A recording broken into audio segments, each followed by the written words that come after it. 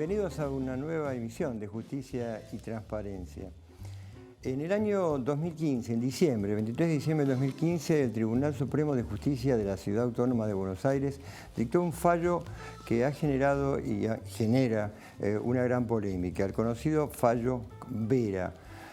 Vera fue un muchacho que fue demorado, detenido por la policía en averiguación de antecedentes porque no tenía consigo un documento de identidad. Esto dio lugar a una intervención de la Defensoría de la Ciudad y a una discusión jurídica en el marco de dicho proceso que llegó, como decía, al Superior Tribunal de Justicia de la Ciudad de Buenos Aires y luego a la Corte Suprema. ¿Puede la policía detener, demorar, interrumpir la marcha suya, señor, cuando va caminando hacia su trabajo, hacia un lugar de esparcimiento, suya, señora, cuando va también a trabajar, a su casa, a buscar a su hijo al jardín? ¿Puede pararla, puede exigirle documentos y el solo hecho de no tenerlos autoriza ser llevada a una dependencia policial, muchas veces ser esposado o esposada, según el caso, al arbitrio, a la decisión de los policías? Esto ocurre no solamente en Capital Federal, sino también en la provincia de Buenos Aires. Este tema, que es un tema central porque hace a la salud de la democracia y hace al bienestar general, tiene que ser y tenía que ser abordado por este programa, porque tenemos la vocación, como decimos siempre, de mostrarles a ustedes cuál es la realidad jurídica en relación con los hechos que ocurren. El caso Bulacio, que falleció como consecuencia de la actuación policial y de los padecimientos que tuvo que sufrir, lo fue en el marco de una detención vinculada también con lo que estamos hablando. Falta de documento, averiguación de antecedentes. ¿Cuáles son las reglas de juego? ¿Qué se puede hacer? ¿Qué puede hacer usted si ve que está pasando a otro? ¿Qué puede hacer usted si le pasa a usted? Son las cuestiones que le vamos a preguntar al doctor Juan Cafiero, defensor de la ciudad, que trabajó expresamente en el fallo Vera. Y en la segunda parte del programa, un juez de la Casación Nacional de la ciudad de Buenos Aires, que el doctor Horacio Díaz, que ha tenido intervención en casos de Collantes, es un miembro de la Universidad de Buenos Aires, la Facultad de Derecho, es un especialista en Derecho Penal, es un juez con una vasta carrera, y él fue el juez que dio una explicación, como tal vez nunca se había dado, cuando se leyó la sentencia en el caso de Mariano Ferreira, recuerdan, en el 2013, él expuso los motivos y las razones por las cuales el tribunal entendía que debía aplicar esas condenas y contestó de manera oral y frente a todo el auditorio y frente a los medios la posición del tribunal valorando la prueba. Una situación enriquecedora, en mi opinión histórica, que realmente vale la pena comentar con él, a quien tendremos en un rato acá, en Justicia y Transparencia, cuando empecemos en un momentito.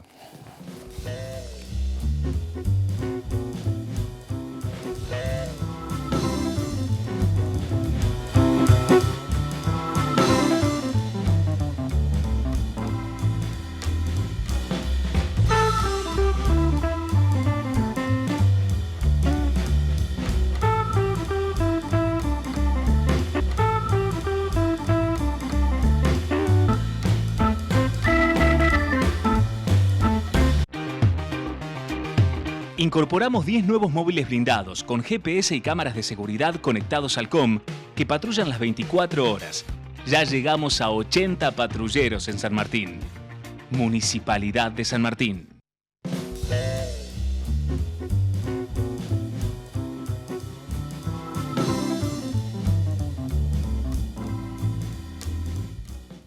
Tal como les adelanté en la introducción del programa, vamos a hablar en la primera parte de estas situaciones que se dan con las intervenciones policiales, donde uno ve mucho en las redes sociales que hay, especialmente jóvenes de ambos sexos, que son aprehendidas, detenidas, sin motivo. El tema relacionado con si hay que tener o no documentos, eso habilita que la policía a usted lo detenga. Y hemos convocado a un especialista, al doctor Juan Cafiero. Un gusto, Juan. tenerte acá en el programa. Un gusto y gracias por la invitación. Vos, Juan, has intervenido en un caso que yo adelanté, el caso Vera, Lucas Abel Vera, que Sí. fue detenido en estas situaciones que yo estoy mencionando, ¿verdad? Exactamente, sí. Y tuviste a su cargo la defensa. Exactamente. Vamos a hablar un poco de esto y la idea es que la gente, especialmente la gente joven, que por ahí es la más vulnerable, sepa cómo manejarse y qué derechos tiene, porque una sociedad que no conoce sus derechos no puede vivir en democracia. Creo que vamos a coincidir, ¿no? No, coincido plenamente. Y cuando vos dispongas empezamos. Dale, pero antes, ¿sabés qué quiero? Que veamos juntos un videíto muy corto que está transitando por las redes sociales. Adelante, Pablo.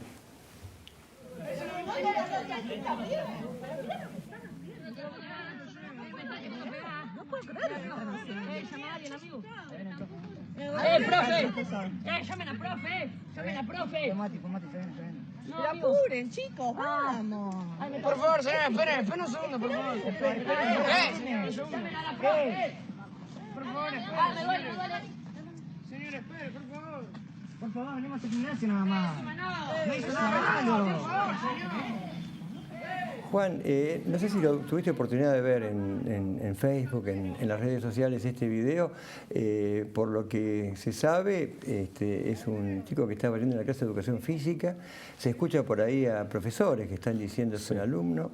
Y sin embargo, como seguimos viendo, se lo llevan detenido aparentemente porque una vecina le llamó por teléfono y que no le gustaba un grupo que estaba ahí en una plaza.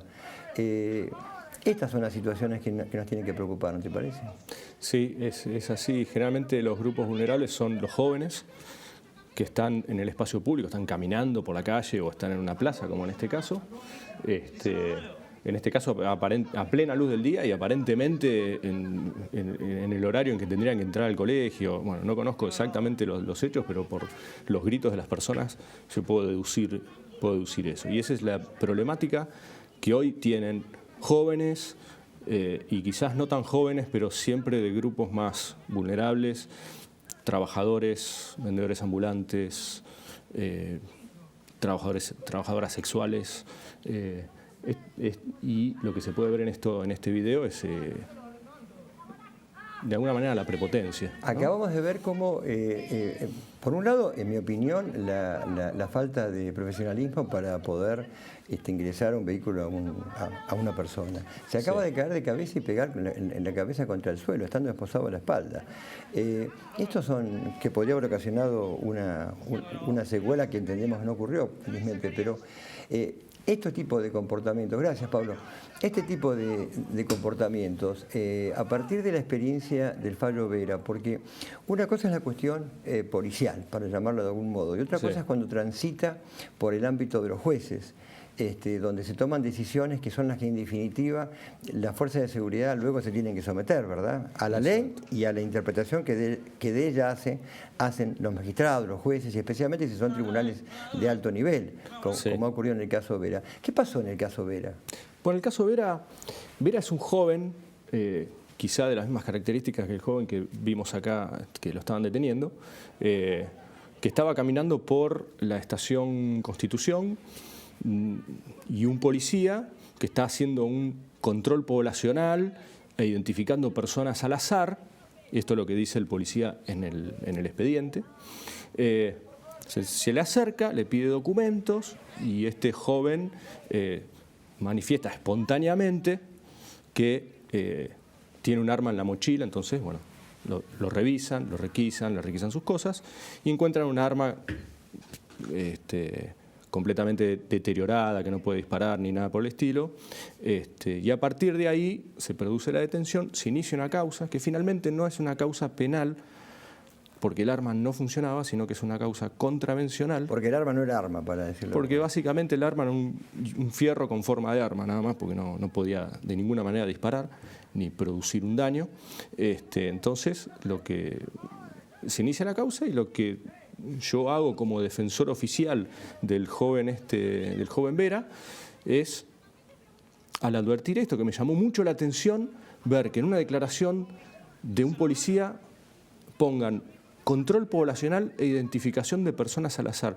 Eso me generó muchas dudas, me puse a investigar el tema y finalmente decidí plantearle a un juez que todo ese procedimiento era inválido.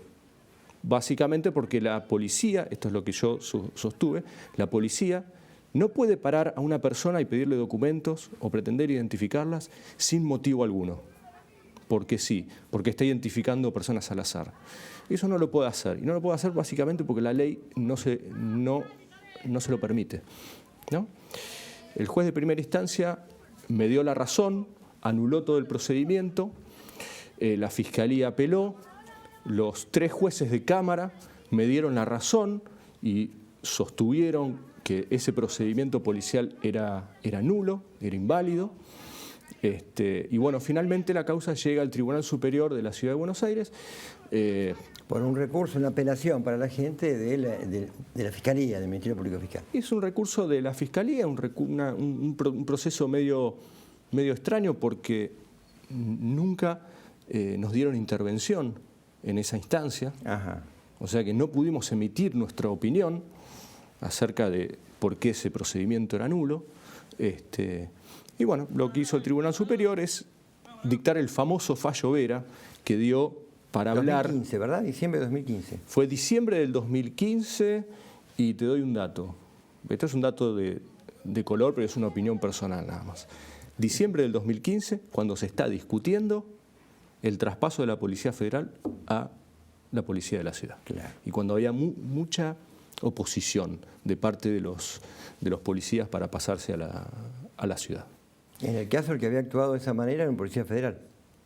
Este era si recuerdo bien, era un policía, creo que era un policía federal, sí. Federal. Sí, sí. Sí, porque hasta ahí teníamos las fuerzas de seguridad, las federales y la Policía Metropolitana. Y la metropolitana. Y después se unifica. Y después se fusionan. Se claro. fusiona todo en la Policía de la Ciudad. Ajá. Para que la gente que nos sigue, en este caso, te digo en 2 líneas porque es televisión, pero para que queden ideas fuerza, ¿no? en la gente. ¿Cuál fue la resolución del máximo tribunal de la Ciudad Autónoma de Buenos Aires, en el caso Vera? Bueno, la resolución es justamente afirmar que la policía puede pedir documentos e identificar personas al azar. Es decir, la policía puede pararte cuando estás entrando al canal y pedirte documento, cuando te bajas del colectivo, cuando te subís al tren, cuando estás haciendo footing.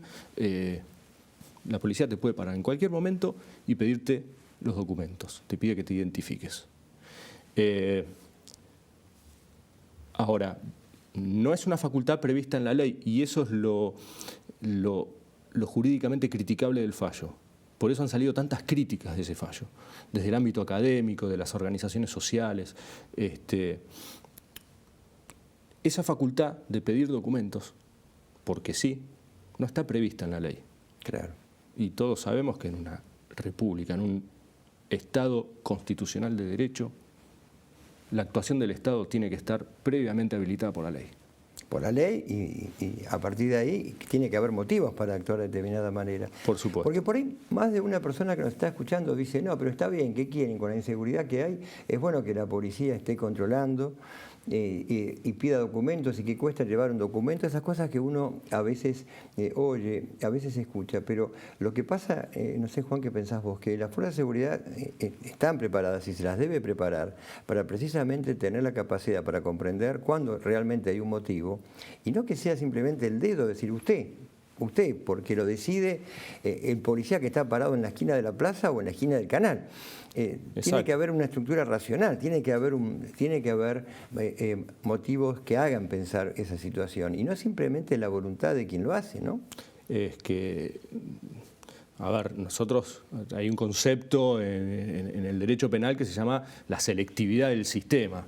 Y esto no es un invento argentino, esto es estudiado y hay estudios empíricos que señalan que el sistema penal, sobre todo la actuación de la policía es selectiva, va a los grupos, se dirige hacia los grupos más vulnerables. No sé si a vos te han pedido documentos en algún momento para identificar. A mí me lo han pedido cuando era joven y después nunca más. A mí me ven así vestido, no me piden documentos. Y no están pidiendo documentos en a la salida de un shopping importante, no están pidiendo documentos a la gente bien vestida que camina por el microcentro, no les están pidiendo revisar los bolsos a ver si tiene prueba de la comisión de algún delito económico. No, eso no. Lo que hacen es ir a determinados grupos. Por lo tanto, es eminentemente selectivo y la selectividad está guiada por los estereotipos. ¿Cuál es la persona? Los indeseables, los malos, los feos, siempre contra un sector de la sociedad. Sí, gente como pasaba joven, con los edictos policiales. O gente joven joven. que tenga que integra alguna minoría que a los ojos de quien tiene facultades de autoridad lo señale. Tu pregunta fue muy buena, estaba haciendo memoria, efectivamente, cuando era joven. Y encima en tiempos de ausencia del derecho, en tiempos de la dictadura militar, Claro. donde uno se acostumbró. Yo creo que el chico que no quiere entrar al patrullero, que está muerto de miedo, se nota en esa imagen. Porque creo que en un momento grita su nombre. Y grita como su nombre. diciendo, Grita el capaz nombre. que desaparezco, entonces quiero que sepan que me están llevando.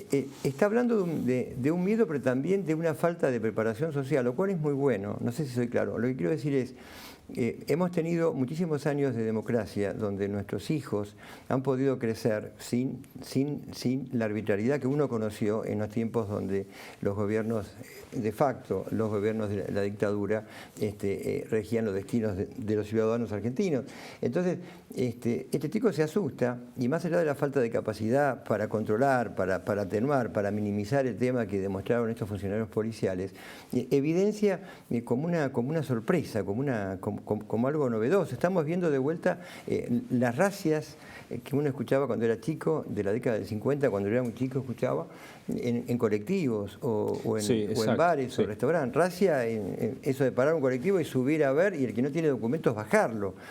Es decir, esto de presumir que alguien, por ser joven o por no tener un documento, automáticamente se le puede interrumpir la marcha, se lo puede bajar de colectivo, se le puede pedir ir al trabajo, a criterio de un policía. De esto estamos hablando, ¿no?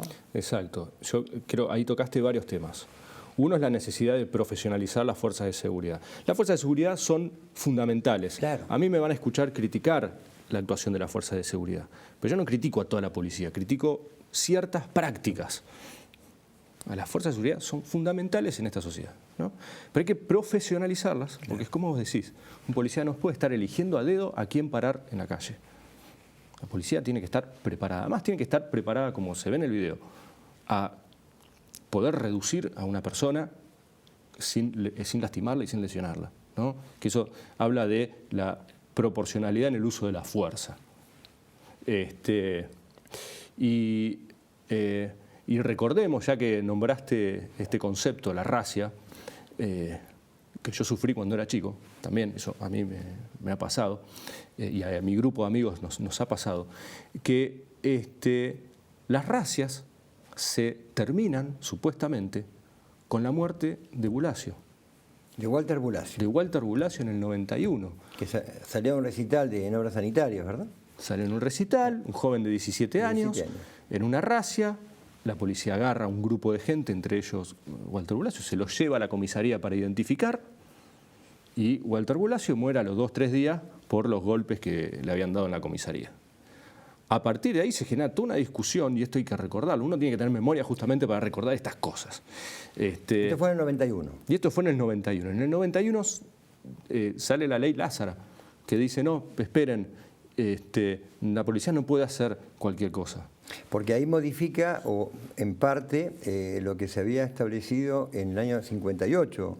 Creo que era presidente Aramburu, que se le daban facultades a la policía para aprender, detener en condiciones muy libres, digamos, ¿no? Y estamos hablando que la policía hasta ese momento guiaba su actuación por un decreto ley, el 333 del año 58, es un decreto ley, es un origen no democrático,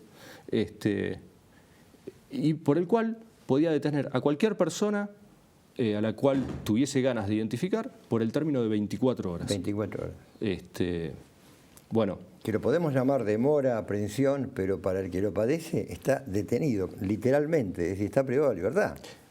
Que te paren para pedir documentos en la calle ya implica una restricción de tu libertad.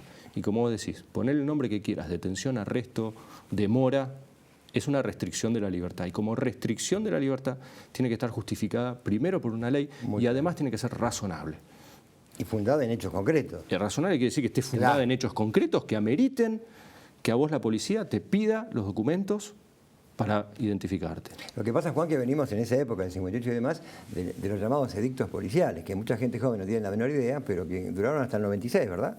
Duraron hasta que La Constitución de la ciudad.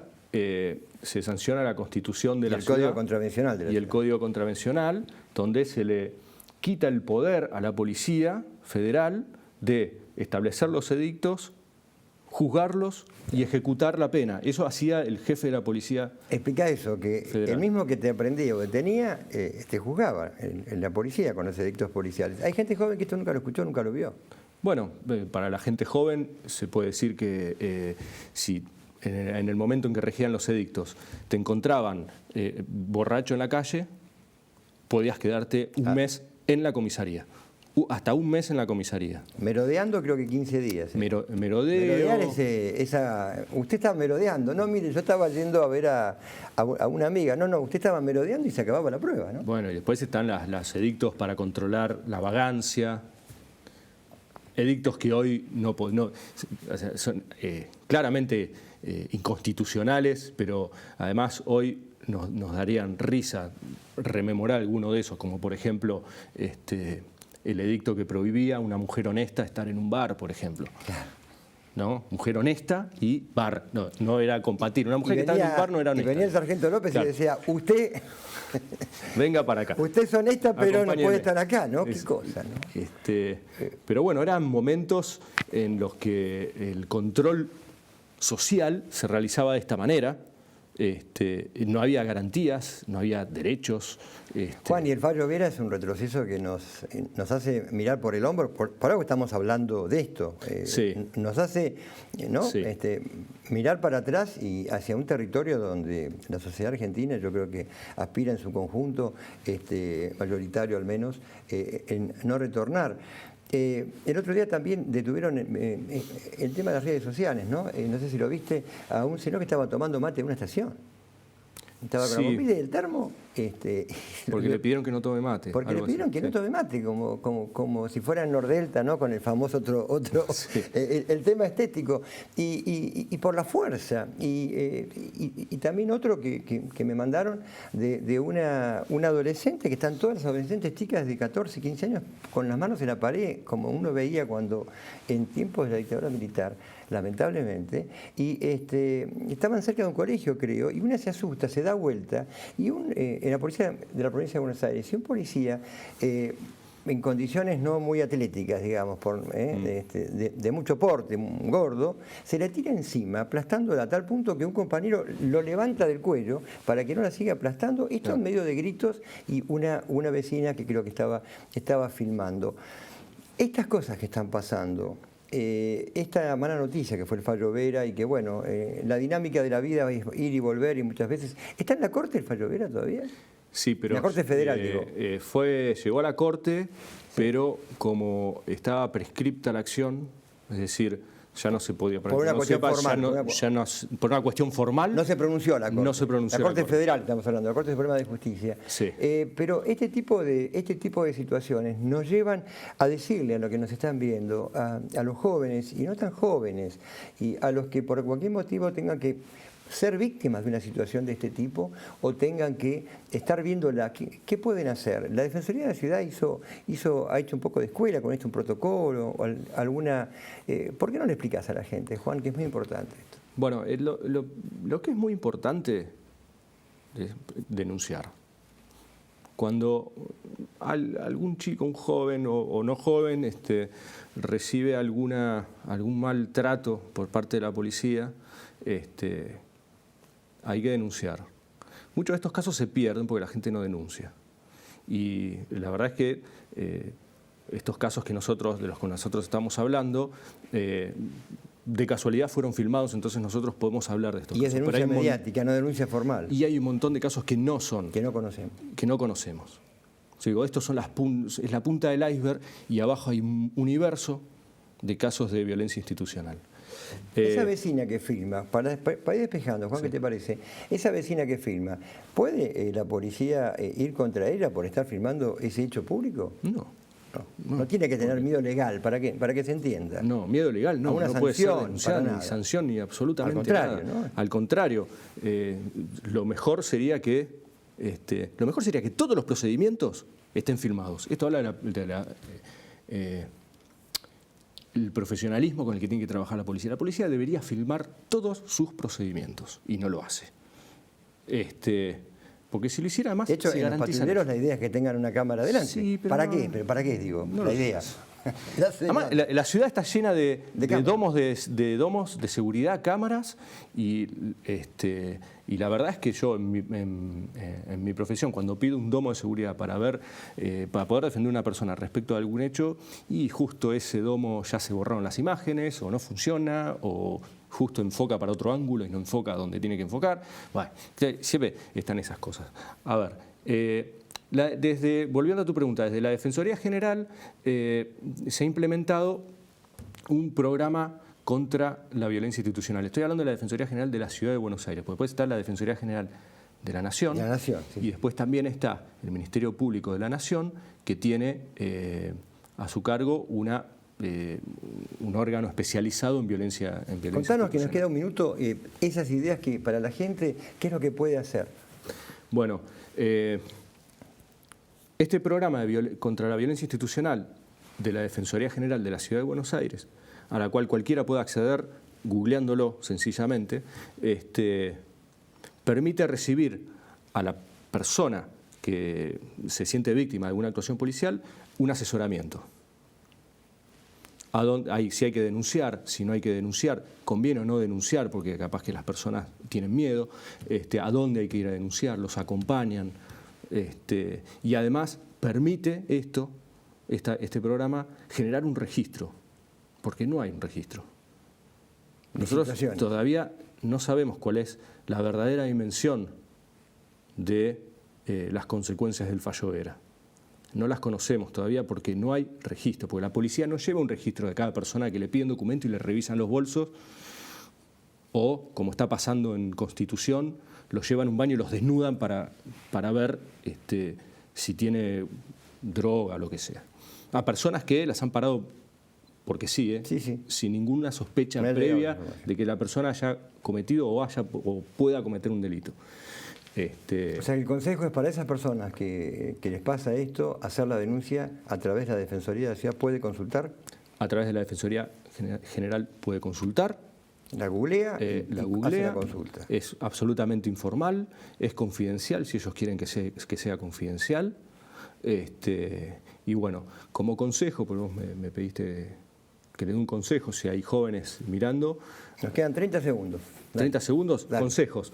Lleven DNI, aunque la ley no obligue a llevar DNI, lleven siempre DNI encima.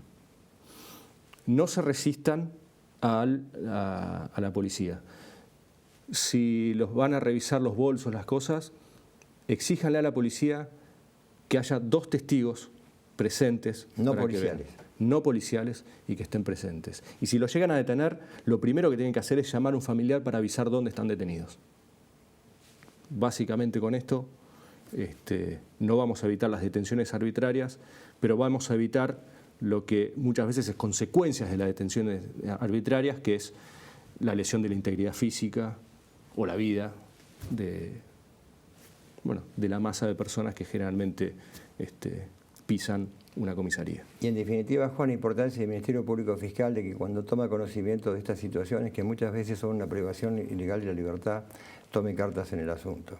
Claro. Muchas gracias, Juan. No. Y es un tema que creo que lo vamos a retomar porque hay un interés social enorme en esto. Muchas gracias. Gracias a vos. Seguimos en un instante en Justicia y Transparencia.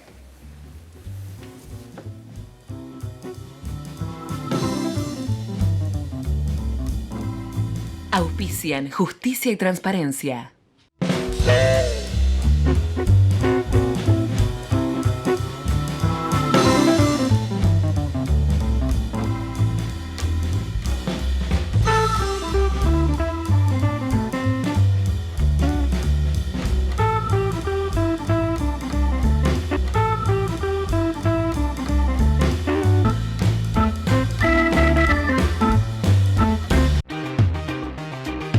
Incorporamos 10 nuevos móviles blindados con GPS y cámaras de seguridad conectados al COM que patrullan las 24 horas.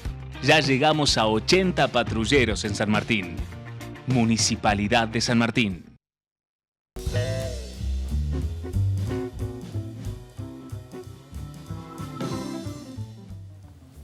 Seguimos en Justicia y Transparencia ahora con un juez de la Casación Nacional, que es el tribunal de mayor jerarquía en la capital federal de todos los temas penales que se suscitan en el ámbito de la ciudad de Buenos Aires, de los delitos.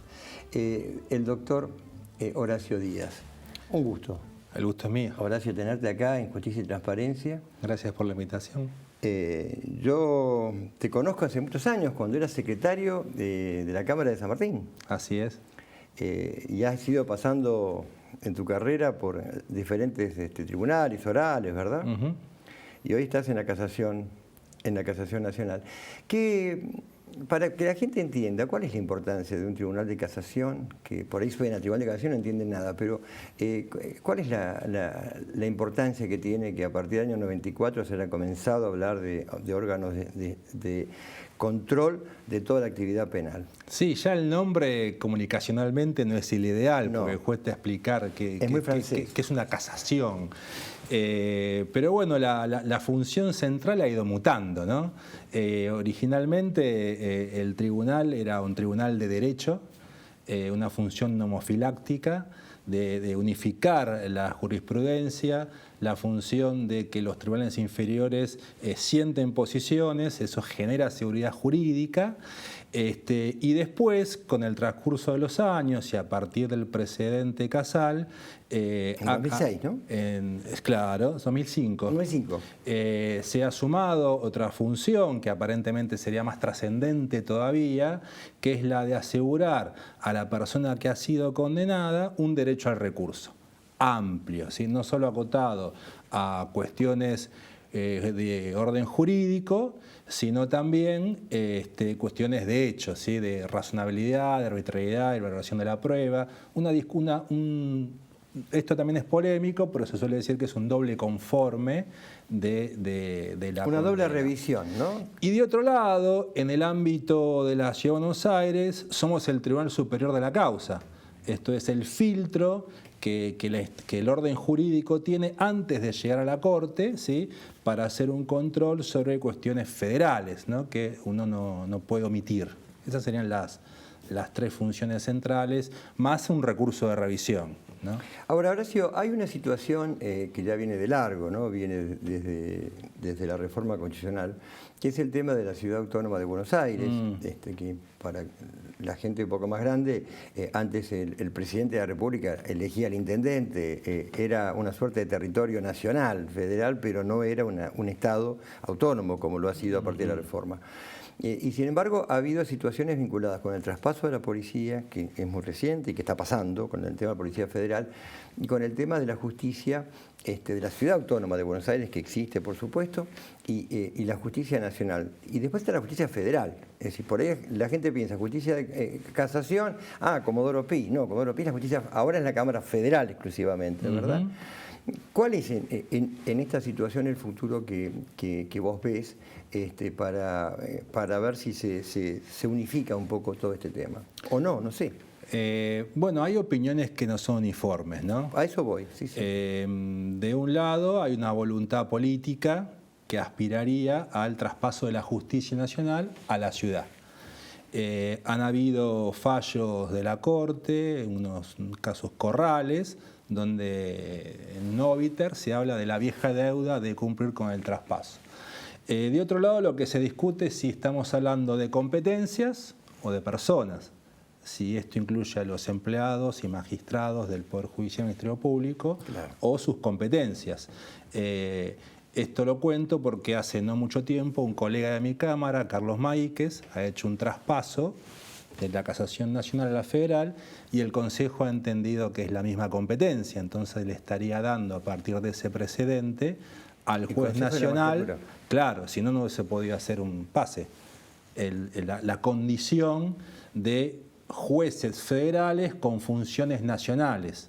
Claro. Si las funciones nacionales no se conservan, habrá que ver cuáles son las nuevas funciones de nosotros. Esta posición no es unánime. Hay otros que dicen, está muy bien, yo no tengo ningún problema en el día de mañana, si las autoridades políticas lo resuelven, trabajar en el ámbito de la justicia de la Ciudad de Buenos Aires, en la competencia penal que las leyes me otorgan.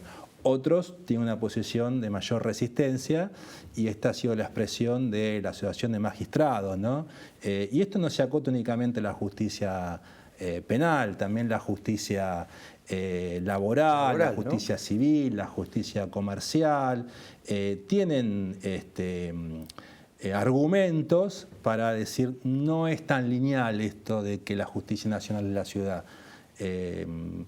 Los sindicatos, las quiebras, hay un montón de cuestiones técnicas que están ahí en lo que es una puja de intereses también. Nosotros mayoritariamente entendemos que tenemos un acuerdo del Congreso de la Nación, un decreto presidencial y que somos jueces de la Nación, más allá del día de mañana cuáles sean nuestras competencias.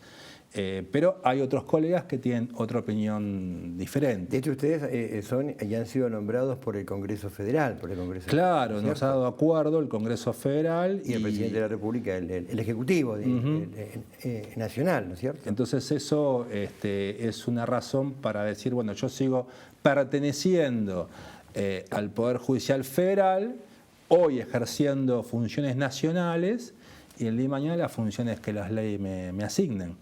Pero repito, yo tengo colegas en mi propia Cámara que tienen otra visión. Decir, no, está muy bien que pasemos a la ciudad. Si nos mantienen el salario y las condiciones de nuestra jubilación, ¿qué problema habría? Otros dirían, no, no es lo mismo. Bueno, toda transición, no es claro. Toda transición genera un empuje y un freno, ¿no? Sí, por lo pronto, en la vida humana, digo. Digamos, la misma pertenencia partidaria de las autoridades de la ciudad, las autoridades nacionales, quizás también facilitan a algún otro nivel de comunicación. Una vez escuché que había un tema de dificultades presupuestarias, ¿no? Porque si hoy por hoy la justicia nacional tiene un presupuesto, si pasamos todo eso a la ciudad, eso iría con un presupuesto. Ahora, para decidir un presupuesto, es el presupuesto del país y quizás las provincias podrían tener algún pero en que por qué con sus impuestos están contribuyendo a pagar una justicia de la nación. Son argumentos de los dos órdenes. Pero que está en plena discusión el tema. En algún momento va a decantar en un sentido o en otro. Como son procesos. Son procesos. Son procesos. Son procesos. La vez pasada estuvo el doctor Gordo, que nos vino a hablar, creo que un gran juez. Por primera vez en la televisión, fue uno de los 3 jueces que intervino en el juicio principal de la AMIA, ¿no es cierto? Como vos recordarás, con el doctor Arrambever y el doctor Pons. Y dijo una cosa que yo comencé a recordar, yo estuve en ese juicio, comencé a recordarla cuando él lo comentaba, que ellos cuando van al veredicto, es decir, cuando leyeron las condenas, en ese caso, la nulidad de la causa Brigadas y las absoluciones de todas las personas que habían estado involucradas, adelantaron y dijeron, pero como entrequedamos esta parte, la sentencia nada más, para que la gente nos entienda, hasta que le expliquemos con los fundamentos, que llegaron a las 4.900 hojas luego, ¿no? En los fundamentos, va a pasar bastante tiempo, adelantaron, hicieron un resumen que fue difundido a las partes, al periodismo y al público en general. Y él me decía que fue el primer caso donde se había adelantado de esta manera. Pero yo les cuento a ustedes, hay un segundo caso, que fue en la causa Mariano Ferreira, donde el tribunal, en la cual 21, integrado por el doctor Díaz, el doctor Barrotaveña y el doctor Rossi, ¿verdad? Recuerdo bien. Cuando leyeron las condenas que se impusieron, incluso algunas absoluciones, el doctor Díaz, como a cargo de la presidencia, yo recuerdo que diste una clase explicativa como creo que nunca se había dado en la historia argentina y de la actividad judicial. Y me pareció y me parece de un extraordinario valor. Porque más allá de que luego se leyeron los fundamentos transcurridas las semanas, fuiste explicando tema por tema con una claridad expositiva que le dio respuesta creo que a todo el mundo. A algunos le habrá gustado, a otros no. ¿Cuál fue el motivo? ¿Qué nos motivó a ustedes a esta experiencia que, coincidís conmigo, no es muy común? No solo no era común, sino que no tenía precedentes. Bueno. En el caso de la AMIA se dio una expresión escrita.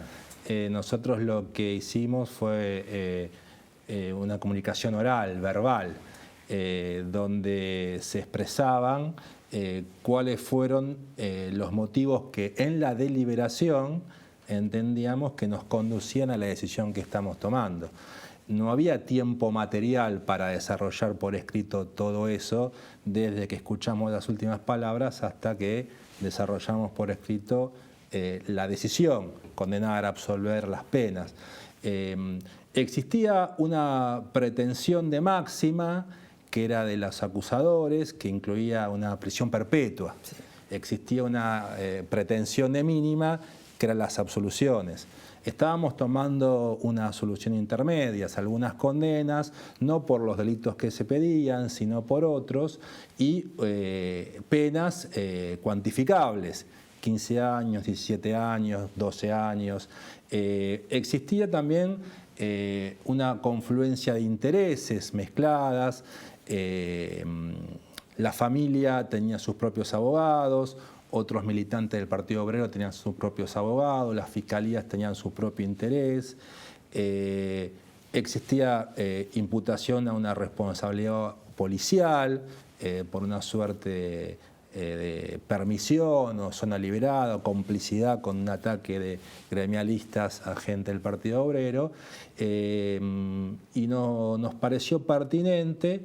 Había un clima en la puerta que preocupaba a las autoridades del edificio de Comodoro Pi, ¿sí? Gente que venía a expresar un apoyo al líder sindical de los ferroviarios, que estaba a José Pedraza, que resultó condenado, y gente que venía a reclamar la prisión perpetua de Pedraza y lo que ellos denominaban la burocracia sindical. Entonces me parece que sentarse ahí, leer las penas e irse no explicaba nada. Entonces lo que hice fue pedir la conformidad de las partes para lo que es la regularidad del proceso. Todos estuvieron de acuerdo. Nadie se opuso, nadie dijo nada. No, consintieron. Y ahí hice una explicación verbal de la distinción de las distintas imputaciones, las calificaciones legales que a nuestro juicio correspondían y por qué la distinción de las penas. Y en alguna medida yo creo que eso habrá dejado gente no satisfecha, pero la gente se fue ahí sabiendo por qué se los condenaba y por qué a las penas que se los condenaba. Y la gente que estaba afuera también, porque esto estaba siendo transmitido en vivo por televisión y el caso había tenido trascendencia al público masivo. La expresidenta había dicho que la bala que mató a Mariano Ferreira rozó el corazón de Néstor, porque el expresidente había fallecido una semana después de este hecho. Entonces nos pareció pertinente que se entienda lo que el Poder Judicial hace en un lenguaje lo más accesible posible. No sé si escucharon en casa, que se entienda lo que el Poder Judicial hace. El doctor Díaz nos acaba de resumir el objetivo de este programa con una claridad meridiana. Claro, porque eso de escuchar en boca de ustedes y no a través de operadores, que muchos de los cuales no tienen la menor idea del derecho y que cuentan y dicen lo que ustedes deciden, ustedes como jueces, como uno de los poderes de la República, pero dicho por ustedes, contado por ustedes y como en ese caso con una absoluta plasticidad, con una amplitud tal y con una claridad conceptual tal, yo creo que esa docencia dada por jueces que están imponiendo condenas o absolviendo resolviendo a la comunidad tienen tanto que ver con el preámbulo, digo, por la paz social, ¿no? por el bienestar general. Porque una sentencia justa, en la medida que se asimile como tal, aun cuando uno no la comparta, pero que uno sepa y entienda que quienes las han hecho, lo han hecho con convicción, con conocimiento y con razón, genera esa tranquilidad, ¿no? Sí, nosotros durante el transcurso del debate oral y público advertíamos esto mismo que estás dando cuenta, ¿no? Que a veces la crónica periodística no reproducía, tal como había sucedido en la sala, las cosas que sucedían en la sala, sino lo que reproducían eran sus propias opiniones de lo que en la sala estaba pasando. Entonces, una sentencia que simplemente dice las penas y la calificación legal no explica los motivos, y lo más importante eran los motivos y dicho por quienes toman las decisiones. El doctor Gorini, que estuvo en unos programas anteriores, decía que es un juez de un tribunal de juicio de la ciudad, ¿no? Decía que hay un choque entre la justicia, hay una tensión, creo que dijo textual, entre la sentencia anticipada que dio en su momento, se dio mediáticamente, y la sentencia que en definitiva llegan los jueces, ¿no? Y llegan ustedes. Claro. Y eso a veces genera un chisporroteo, cuando son casos muy conocidos como Mariano Ferreira, ¿no? En la medida que los casos judiciales tienen un seguimiento y repercusión periodístico, se va generando en los diarios, en los medios masivos de comunicación, una expectativa, en un sentido o en otro, y a veces hay intereses en juego. Entonces, cuando uno toma la decisión que es judicial, siempre puede ser que defraude las expectativas generadas en medios periodísticos o que no. Entonces, cuando no coincide, hay que explicar lo que uno está decidiendo. Y lo que pasa también es que hay una vieja costumbre que viene de siglos pasados y que hemos arrastrado mucho, ¿no? Desde los nombres rimbombantes, vuestras excelencias y demás, que viene del derecho hispano, de la monarquía, del absolutismo, con el tema de hablar en latín y sentencias que nadie entiende, ¿no? ¿Cuántas veces uno ha visto a un condenado que no entendió nada por qué lo condenaron y porque las palabras no eran del uso coloquial para entenderlo? Esta idea que ahora viene con el juicio por jurados creo que se ha materializado cada vez más y se materializa cada vez más. Es importante, ¿no? El tema de que la sociedad y quienes son actores o víctimas del proceso tengan una respuesta entendible. Si algún sentido tiene el servicio de justicia es para la pacificación social. Cuando la sociedad entra en conflicto y no puede resolver por sí sola sus diferencias, está la ley y se acude al Poder Judicial para resolverlas aplicando la ley. Entonces, si el lenguaje que maneja la ley no es el lenguaje que manejan los sujetos reales del conflicto, la pacificación no ocurre. Entonces, lo central es que el juez interprete cuáles son los valores de los sujetos reales del conflicto y que comunicacionalmente se exprese de modo tal que pueda hacer entender los valores de la ley y cómo se está resolviendo el conflicto. A mí me quedó muchísimo en esa explicación que como presidente del tribunal diste ese día, lo vinculado con que una de las partes había pedido que la sentencia tuviera una condena ejemplar. Y esto de la condena ejemplar nos remite al medioevo, ¿no? A la plaza pública y en el patíbulo, ¿no? Para que la gente vea y tenga miedo. Y la respuesta que ustedes dieron siempre me pareció extraordinaria, ¿no? Que cuando se empieza a hablar de ejemplar aparece la injusticia. Es así, ¿no? Bueno, yo tengo una formación kantiana a partir de las enseñanzas de mi maestro, que es Edgardo Dona. Y la formación kantiana, la regla principal que explica es que el hombre es un fin en sí mismo y que nunca puede ser instrumento para otros fines. En la medida que la sentencia es ejemplar, el condenado está siendo instrumento para fines de utilitarismo social, de defensa social o de prevención general, sea negativa o positiva. Entonces, eso no se condice, no es conciliable con un derecho penal de acto y un reproche propio de la culpabilidad del autor. Eso quisimos decir, que toda sentencia ejemplar, al mirar necesidades sociales por encima de la reprochabilidad del condenado, es una sentencia que instrumentaliza a la persona y por lo tanto no es justa en ese sentido. ¿Cuál es la posición o la visión general? No estoy hablando de... La Cámara para la gente se divide en salas integradas por distintos jueces, pero la sala primera, ¿no? Nosotros tenemos un colegio de jueces, tenemos un mix ahí, intentamos hacer algo nuevo en la Cámara. Es un sistema semirrígido.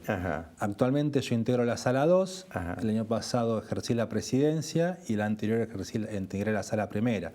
Pero en cuestiones de admisibilidad la integramos con un representante de cada sala para que no sean 3 islas, como suele ocurrir cuando las integraciones son fijas, donde las discusiones se desgastan. Entonces nosotros renovamos las discusiones y tenemos cierta uniformidad entre nosotros, porque cada miembro de cada sala, al integrar la sala de admisibilidad, expresa lo que es la jurisprudencia de la sala. ¿No? Yo creo que sí. Porque eso de los tribunales fijos que ya te conocen, todos saben lo que piensan sobre cada caso, a veces y también con partes, con sujetos procesales fijos, el fiscal ante el Tribunal 1, el fiscal ante el Tribunal 2, el defensor oficial. No es bueno. No, pero en alguna medida la organización judicial se facilita, porque esto de la rotación también requiere de mucha preparación y mucho elemento humano atrás para que no se superpongan las audiencias. Hay que buscar un equilibrio y ese fue el gran obstáculo que tenía este código, que todavía no está en vigencia, con las oficinas judiciales. Claro. ¿Cómo iban a hacer para organizar tantas audiencias? Claro. Entonces, es cierto que tenemos experiencias en el interior del país, pero allí la litigiosidad es mucho menor. Entonces, en un lugar como Buenos Aires, con una litigiosidad muy alta, organizar audiencias simultáneas requiere de un aceitado que también hay que preverlo. Pero es auspiciable, me parece. A nosotros nos gusta en esta forma semirrígida. Cuando intentamos hacer un colegio total, en un momento no sabíamos con esta cosa. No era tan sencillo cuando la litigiosidad es mucha y los recursos humanos, como vos sabés, no son tantos. No son tantos. He sabido que en nuestros países de América Latina la mayor población carcelaria está bajo el régimen de prisión preventiva. Y eso no solamente ha ido declinando, sino que ha ido en aumento, ¿no? Lo hablaba con el doctor Zaffaroni cuando comentando su extraordinario libro En busca de las penas perdidas, ¿no? La enorme masa de justiciables que después terminan absueltos o no. Este tema de la prisión preventiva, con arreglo, vos sos un docente universitario de primera línea, una larga trayectoria en nuestra querida Facultad de Derecho. Alguien me decía la vez pasada, le estamos enseñando mal a los alumnos diciéndoles que existe el principio de estado de inocencia, que existen garantías convencionales y constitucionales. En la Facultad de Derecho se les dice una cosa y la realidad les impone otra, o hay una tensión en todo esto. ¿Cuál es tu visión? Estamos en un momento crítico en eso, verdaderamente. Si pensamos en el plano académico, yo estudié garantías de un autor que es Alejandro Carrió. Alejandro Carrió en alguna medida acaba de publicar en el Diario de la Nación un artículo al cual el punto central le da el peso de la evidencia, donde en cierta manera legitima el encierro preventivo por otro motivo, que era distinto al que veníamos trabajando de riesgos procesales. Entonces uno queda un poco observando que se están repensando las categorías, ¿no? Más allá de los casos particulares que yo obviamente no puedo opinar porque están sometidos a la jurisdicción de colegas y a sus instancias revisoras.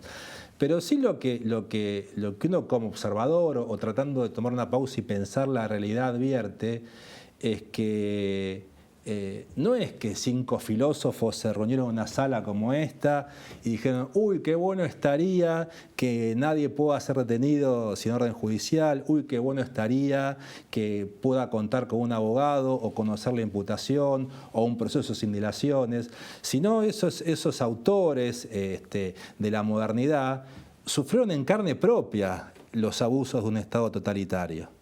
Y a partir de eso generaron como elemento de reacción a sangre y fuego todas estas garantías que yo entiendo que hoy no le estamos dando el valor que tienen, porque la gran masa de la sociedad no ve en juego su propia libertad a expensas de una autoridad política arbitraria, sino que lo que está viendo es un trato indulgente para aquel sujeto con el que él tiene un conflicto, que es el delincuente de zonas urbanas, ¿no? Entonces eso empieza a plantearse en una sociedad como la nuestra, la sociedad de Twitter, que es distinta a la sociedad del siglo XVII, de las luces, que necesita respuestas inmediatas, ¿no? Respuestas inmediatas en procesos que son agonizantes, lánguidos, extensos.